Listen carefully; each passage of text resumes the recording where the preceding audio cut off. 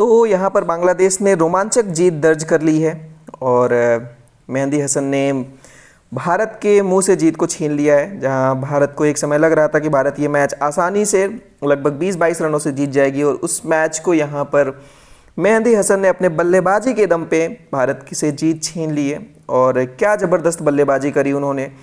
अंत के ओवर्स में लगभग 50 रन चाहिए थे जब 9वां विकेट गिरा था, और लगा था कि बांग्लादेश ये मैच भारी अंतराल से जीत हारेगी और इंडिया लगभग 20-25 रनों से ये मैच जीत जाएगी। और एक पल तो ऐसा लग रहा था कि कहीं 40-45 रनों से भी ना जीत जाए।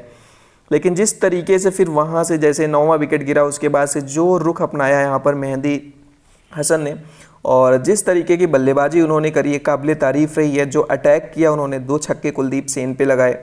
उसके बाद फिर ख़राब फील्डिंग भी कहेंगे, जिस तरीके से ख़राब फील्डिंग रही भारत की, वो भी एक कारण बना यहाँ पे भारत की हार का, क्योंकि बहुत ही अच्छा मैच चल रहा था और एक पल के लिए मैच भारत की झोली में आ चुका था। और वहाँ से एक पार्टनरशिप लगाई मुस्तफिजुर के साथ और मैच को निकाला यहाँ पर भारत के हाथ से। और जो कैच वहाँ पे राहुल ने छोड़ा, और वो कैच बहुत ही महंगा पड़ा भारत के लिए। राहुल ही थे जिन्होंने स्कोर को, भारत के इस स्कोर को 187-86 तक पहुँचाया, 186-87 तक पहुँचाया था। पर राहुल ही थे जिन्होंने उस समय कैच को छोड़ा और भारत के हाथ से वो जीत निकल गई। लगातार 2 गेंदों पे 2 कैच छूटे। दूसरा कैच तो कैच छूटना नहीं कहेंगे, लेकिन जिस तरीके से वहाँ पर वॉशिंगटन सुंदर ने रिएक्ट किया, बॉल तक गए नहीं, क्योंकि बॉल उनके काफ़ी करीब थी, वहाँ तक पहुँचे नहीं, शायद बॉल उनको दिखी नहीं, आई गेस फ्लड लाइट में कहीं गुम हो गई थी जिसकी वजह से वहाँ तक पहुँच नहीं पाए। तो उसको कैच तो नहीं बोलेंगे, बट हाँ वो भी कैच ही था जो वो लपक नहीं पाए। लेकिन राहुल ने जो कैच छोड़ा वो भारत के लिए काफ़ी महंगा पड़ा। और जो गेंदबाजी कर रहे थे, ऐसा लग रहा था कि भारत पैनिक कर रहा है। भारत को जैसे चाहिए कि 1 ओवरों में 36-38 रन बनाने हैं, और वहाँ पे पैनिक कर रहा है। इतने ज़्यादा रन चाहिए थे, 50-51 रन की दरकार थी जब 9वां विकेट गिरा, और वहाँ से पैनिक करना शुरू कर दिया भारत ने। कैचेस छोड़े और ओवरथ्रो के रन दिए। बॉलर से बॉल नहीं गिरी, एक यॉर्कर नहीं गिरी बॉलर से, सिवाय सिराज की जो यॉर्कर गिरी थी, आखिरी बॉल जो थी वही यॉर्कर गिरी है। उसके बाद कोई यॉर्कर नहीं डाल पाए ये लोग, और यहाँ से मैच हार गए हैं।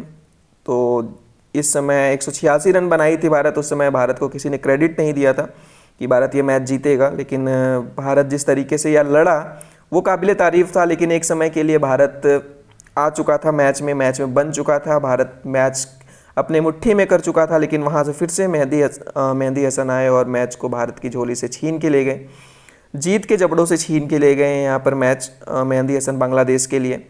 और जिस तरीके की बल्लेबाजी करी, जिस तरीके का अटैक किया उन्होंने,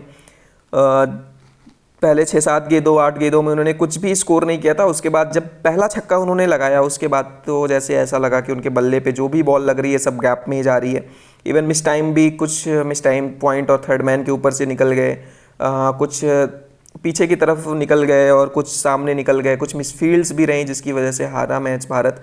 और नो बॉल भी क्रंच सिचुएशन में जो दीपक चहर ने जो 2 नो बॉल करी वो भी काफ़ी ज़्यादा खली भारत को। तो खैर ज़्यादा कुछ कह नहीं सकते ऐसे मैचेस में जहां 186 रन का ही टारगेट हो और रन और बॉल से भी कम स्कोर करना हो। भले 50 रन ही करना था, लेकिन रन और बॉल से भी कम करना था, तो उतना प्रेशर भी नहीं था। बस हाँ ये था कि हमें डटे रहना है, और अगर हम अंत तक खेलेंगे तो जीत जाएंगे। तो मेहंदी हसन ने वही किया, अंत तक वो खड़े रहे और मैच को जीत के ले गए। तो बहुत ही बढ़िया बल्लेबाजी करी। लेकिन हमें इसके पहले भूलना भी नहीं चाहिए कि हमारे गेंदबाजों ने ही वापसी कराई थी। शुरुआती झटका दीपक चहर ने दिया था, उसके बाद फिर मोहम्मद सिराज ने आउट किया अनामुल हक को, और फिर जब पार्टनरशिप लग गई थी लिटन दास और शकीब अल हसन की, तो वहाँ पे इस पार्टनरशिप को जो तोड़ा था वो वॉशिंगटन सुंदर ने तोड़ा। दोनों बल्लेबाजों को जल्दी अंतराल पे वापस भेजा। फिर एक पार्टनरशिप लगी थी मोहम्मदुल्लाह और मुशफिकुर रहीम के बीच में, फिर उसको शार्दुल ठाकुर और हमारे तेज गेंदबाज शार्दुल ठाकुर और हमारे जो तीसरे तेज गेंदबाज थे उन्होंने विकेट लेके मैच को फिर से वापस किया भारत को। मोहम्मद सिराज ने विकेट ली थी शार्दुल के बाद, पहले शार्दुल ने विकेट चटकाई, फिर सिराज ने विकेट चटकाई, तो फिर से वापस कराया मैच में। उसके बाद विकेटों का तो झड़ ही लग गया था, ऐसा लग रहा था कि कोई भी आ रहा है विकेट ही ले रहा है। लेकिन फिर अचानक से Mehdi Hasan out of syllabus अचानक आ गए और मैच को भारत से दूर ले गए। तो कुछ कह नहीं सकते हैं ऐसे मैचेस में, क्रंच सिचुएशंस में कुछ भी होते रहते हैं, लेकिन हाँ ज़रूर क्रेडिट देना होगा मेहंदी हसन को, जिस तरीके की उन्होंने बल्लेबाजी करी और मैच को भारत के हाथ से दूर लेके गए। उससे पहले भारत ने पहले बल्लेबाजी करते हुए 186 रन बनाए थे, 187 का टारगेट दिया था राहुल की पारी की मदद से। राहुल ने 73 रन की शानदार पारी खेली थी और उसी की बदौलत हम 186 रन के सम्मानजनक स्कोर तक भी पहुंचे थे। उसके बाद फिर भारत की गेंदबाजी आई, भारत ने 186 रनों का जो बचाव कर रहा था काफ़ी अच्छे तरीके से कर रही थी। एक समय ये भी था कि 136-37 पे लगभग 9 विकेट गिर गए थे, लास्ट विकेट के लिए 50 रनों की ज़रूरत थी और वहाँ पे मेहंदी हसन ने बना दिए। तो खैर कुछ ज़्यादा नहीं कर सकते हैं, अब मैच तो निकल गया है। तो अब बचे हुए मैचेस में यहाँ पे भारत को अच्छा करना होगा, सीरीज़ अगर बचानी है, अपने सीरीज़ में बने रहना है तो आगे अच्छा करना होगा। तो देखते हैं कि किस तरीके की परफॉर्मेंस हमारे आगे आने वाले मैचेस में ये देते हैं। और वहीं पे इंग्लैंड और पाकिस्तान का जो मैच है वो भी काफ़ी अच्छे मोड पे पहुंच चुका है। जो इंग्लैंड ने जो डिक्लेरेशन करी है काफ़ी बोल्ड डिसीजन रहा है, लेकिन वो जो डिसीजन रहा जिसने मैच को ओपन कर दिया है अगेन। कोई भी मैच जीत सकता है, 263 रन चाहिए यहाँ पे पाकिस्तान को मैच जीतने के लिए और 8 विकेट चाहिए यहाँ पे इंग्लैंड को मैच जीतने के लिए। 80 रन बना दिए हैं 20 ओवर में पाकिस्तान ने भी।